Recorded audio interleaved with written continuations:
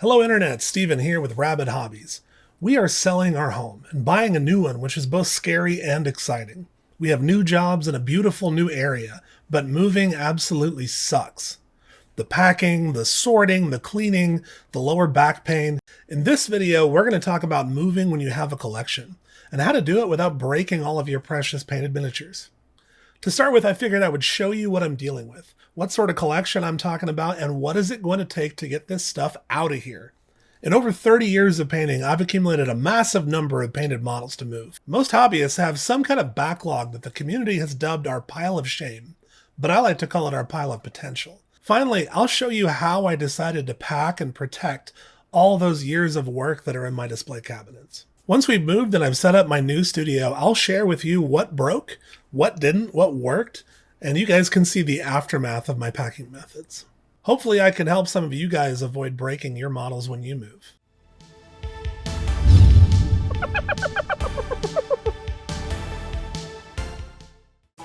Here we have the backdrop for my painting and recording studio.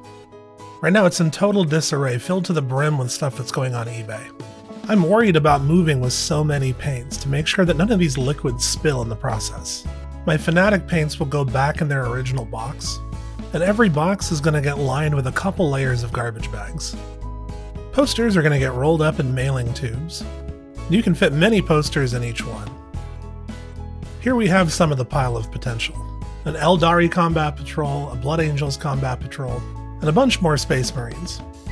We have Task Force Agastus, a Space Marine Spearhead box, and a totally unrelated Japanese battleship model. There's a Legions Imperialis box set, Leviathan Space Marine half in there. I already painted the Tyranids. Got more eBay stuff on my desk. My desk is an absolute embarrassment right now. I gotta take down my lights, take down my boom arm. It's a lot to deal with. Now here's all the downstairs stuff that I have to pack. Many board games, we got Hero Quest, Kill Team boxes, all my painted minis in their display cabinets. We've got tens of thousands of points worth of minis to pack away. Got our family party games. These will all be easy. Also got tons of Battletech, both 3D printed and CGL sculpts. This is my dog Pepper. For some reason, she's getting very excited by all the commotion. Yeah?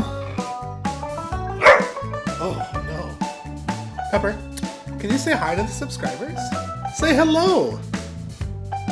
Research shows having a cute dog in your video increases engagement. Let me show you some close-ups of what I'm most concerned with protecting. I have my Tau army, which is all swamp-themed. Got a bunch of infantry and vehicles. If you want to see how I did these, I'll put a link to my blog on Daka. Of course, a ton of battle suits and some old-school Vespid. I really want to protect my Storm Surge and my Ghost Keel. And then, of course, the big boy, my Taunar Supremacy armor. This guy seriously weighs as much as a toddler. Then, of course, we got the rest of my Fire Warriors, my Pathfinders, and my Crisis suits. Got a few IG Flyers that didn't fit in the other case, and of course, all my painted Battletech. You can see me paint all these on the channel. Above the other cabinet, we have Hero Quest, Zombicide, Cursed City, and Blackstone Fortress, and of course, one of my big bad Tyranids. Show you how huge this guy is, banana for scale. He's going to be really difficult to ship because I got to do them all in one piece. This guy and the Taunar I'm the most worried about. I mean, look at that. Look how big this guy is. But at least I had the sense to magnetize him so he can be broken apart. But he does have every gun option available. But broken down, I feel like he's going to be way less vulnerable. So I think first to start, I'm going to work on all the boxed games. This includes my Kill Team boxes, Necromunda, Hero Quest, etc. Box games are super easy. You just gotta Tetris everything into the box. Now my wife and I are both teachers, and these copy paper boxes work wonderfully. If you work in a business with a copy room, or if you work in education, these are easy to come by. Everyone wants to get rid of them. Let's play some Tetris, motherfucker.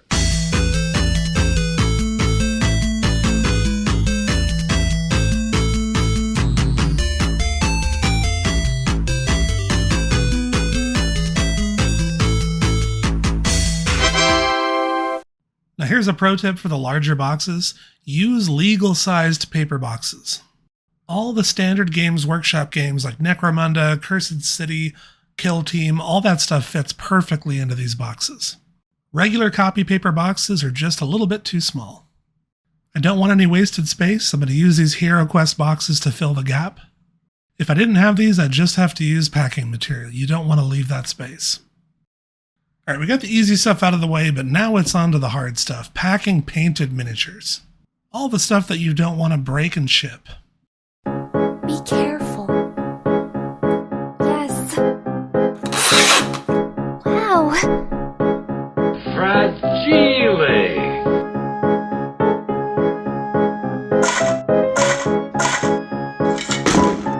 Job's done. Alright, no minis were harmed in the making of that short. I mean, those CGL Battletech miniatures are basically indestructible. Try that with Games Workshop or 3D printed miniatures, I dare you. You think these guys are holding up to a bucket dump? What about these? No. To protect all my painted miniatures, I'm going to try a few different methods. These are methods I picked up online. For one, I'll be rolling them into logs of bubble wrap. And for another, I'll be doing layers of bubble wrap in between. You'll see what I mean. Alright, let's check out the log method. What rolls downstairs, a boner and pairs, rolls over your neighbor's dog? What's great for a snack and fits on your back? It's log, log, log. It's log, log. It's big, it's heavy, it's wood. So the log method is basically making single rows of miniatures in the bubble wrap, sealing up that row, and then making a new row adjacent to the first. Once that row is complete, roll over again and seal. Then start another row. Repeat this process several times until you're left with a log of miniatures wrapped in bubble wrap. I decided to use this method on all my painted Tyranids because they're spiky and tentacly and I wanted to protect all those little bits. Now I use this method on all of my small and medium-sized bugs. This includes my zoanthropes, my Tyranid warriors, my lictors, and I feel pretty confident this will protect my paint jobs on all these little bugs. Now for my really big bugs, I decided to wrap them individually. I'm not making giant logs out of these guys. These big bugs are all different kinds of shapes and sizes, so it made more sense to wrap these individually. I mean, some of these big bugs like this toxicrene here are so downright weirdly shaped. They're hard enough even playing with these guys, let alone packing them. I feel like any of my big bugs are going to break during the move, it's going to be this guy. But I did my best, we'll see how he does. As you can tell, this is a very labor-intensive and materials-intensive process. But I really want to protect these paint jobs and these miniatures. So for me, it was worth the effort. But your mileage may vary, so I'm also going to show you the layer method, which is a bit less time and labor-intensive. I also have a few of these really big Forge World bugs that I wanted to make sure I protected well. Forge World resin I feel like is kind of fragile, so I took extra care in packing these guys. For the larger Tyranids with wings, I kind of sandwiched them between two sheets of bubble wrap. And I gave them a few extra layers to protect all the little pointy bits, like those tiny claws at the end of the wings. This other big bad bug from Forge World had so many long spindly tentacles and spikes. I had to make sure that all these bits have lots of extra padding and space around them. And it's kind of a balancing act between packing it tight enough that there's not excess movement and shipping, but not too tight so that it puts too much pressure on one of these pieces and breaks them. But what about the monstrously large Tyranid Harridan? How am I going to pack this massive Forge World kit without breaking it? With the giant wings, the tail, and the stand all as potential points of failure. I patted the bottom of the box with some foam I had lying around. Then I gently positioned the Harridan as best I could on top of the foam. Then I used the logs of smaller bugs to fill the box. This filled the space and also acted like additional packing material around the larger bug. When the box was about 3/4 of the way full, I began to fill the box with packing peanuts. I made sure to tuck it under wings and spines and any open gaps in the box. Once I felt like the Harridan was fully supported, I layered more minis on top. Now the Tyranids are almost done, but what was the worst of the worst? Here comes a new challenger! This frickin' guy. Anybody who's built one of these knows that this is probably the worst kit ever made in the history of Games Workshop. But don't get me wrong, it looks amazing. But it's heavy as hell, and it's got to be supported on these spindly little legs. Each of these little spikes are individually glued. I'll try my best, but he's 100% going to break. So I start like before with foam on the bottom. Then I ever so gingerly set him down into the box. There's a big open gap in between his legs here that I've got to make sure is full. First I pack the box mostly full with other models. Then it's time to fill it up with packing peanuts. I gotta make sure that these peanuts fill in all the gaps underneath and don't leave any space for wiggle room in this box. Alright, for my other armies, I'll be using the layer method. Onions have layers. Ogres have layers. Alright, so for the layer method, you want the heavy stuff on the bottom. So for my Astra Militarum, I'm gonna want to make some tank roll-ups. Roll these up and seal them up, and we're gonna build our bottom layer. Not too worried about these being broken, they are tanks after all. So when I was building these Vendettas and Valkyries, I made sure not to glue the wings on them. This just made them way easier to transport. So just like the tanks, it was just a matter of rolling them up and patting them. Overall pretty quick and easy, not like the Tyranids. I filled in the bottom of my box with all the vehicles, and then I added some packing material on top. Again, mostly just to fill up any holes and gaps. Then I added in a layer of bubble wrap. Then we add a layer of infantry. I feel like this method is the least risky on armies and power armor like Custodes and Space Marines. This method might be risky on armies that have spindly limbs like Necrons or Admech or Eldar. For those armies, I might recommend the log method instead. So after our layer of infantry, we're putting down another layer of bubble wrap, and then we repeat. Feel pretty good about my guard. I don't think they're going to break that much. Also, an Imperial Guardsman is just expendable fodder anyways, right? So I went ahead and layered up all my other armies the same way. There were a lot of chunky models like Stormcast, my Custodes, and I felt like the layering gave them adequate protection. Alright, my last big chunky kit to put away was my Forge World Taunar battlesuit.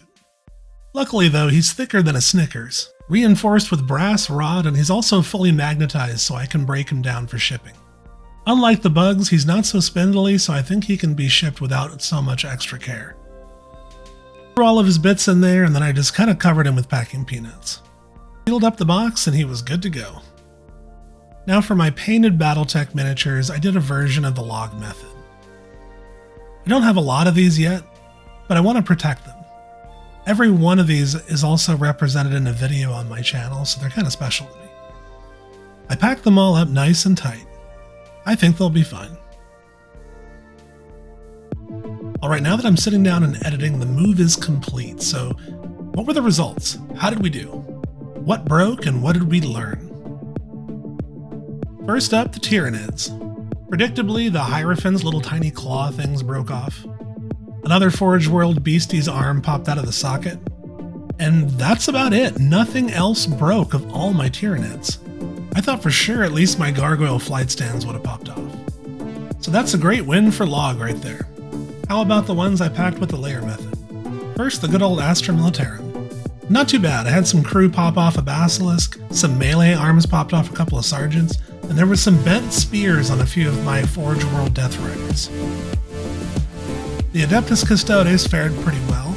Trajan Valoris' axe broke off, a jet bike flight stand broke, and one Guardian spear broke as well. All pretty easy to fix. What about the Leagues of Votan? Absolutely nothing.